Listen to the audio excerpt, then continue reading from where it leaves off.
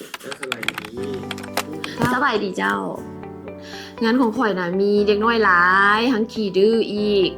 แล้วก็พักวันเสาร์วันอาทิตย์บ่ได้ไปใส่ดอกอยู่กับลูกกับหลานหั่นแหละสิไปใส่เฮือนึงก็แม่นฮอบกันตุ้มกันไปปาแม่ลูกอ่อนสิไปใส่เฮือนึงหั่นน่ะแล้วก็จังได๋ก็หลานข่อยเนาะข่อยก็ฮักค่ะแหละก็เลยว่าสิซื้อประกันชีวิตเด็กน้อยไว้ให้เขาทั้งสองคนหั่นแหละ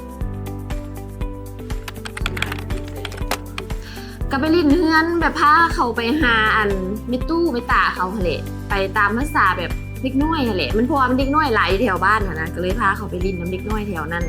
เพราะแบบเบ่งเบาเฮาแน่ ส่วนหลายกับแม่นเฮานี่แหละเป็นผู้เอาลูกเอาหลานให้คันมือมันพักวันเสาร์อาทิตย์เพราะว่าเฮาก็พักวันเสาร์อาทิตย์กันเนาะเฮาก็เลยแบบเฮาก็บ่ได้เฮ็ดหยังหั้นนะก็ลิ้นน้ำลูกน้ำหลานแทนพ่อกับแม่เพิ่นหั่นแหละให้เขาเจ้าเฮ็ดเวียก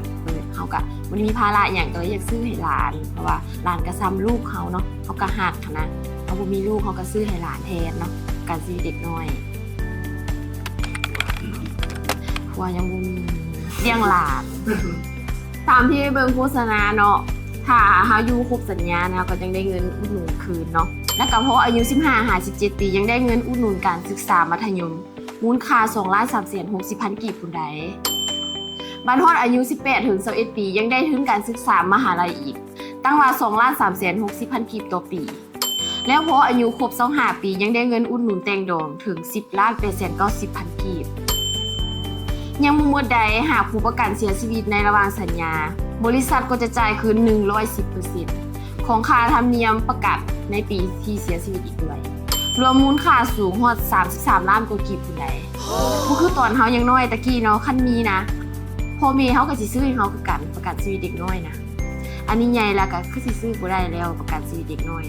แต่ก็บ่เป็นหยังเนาะข่อยก็ยังได้ซื้อประกันรถประกันสุขภาพไว้อยู่นำบริษัทเวียงจันทน์ประกันภัยนี่เนาะโดยขอบใจคือกันเด้อ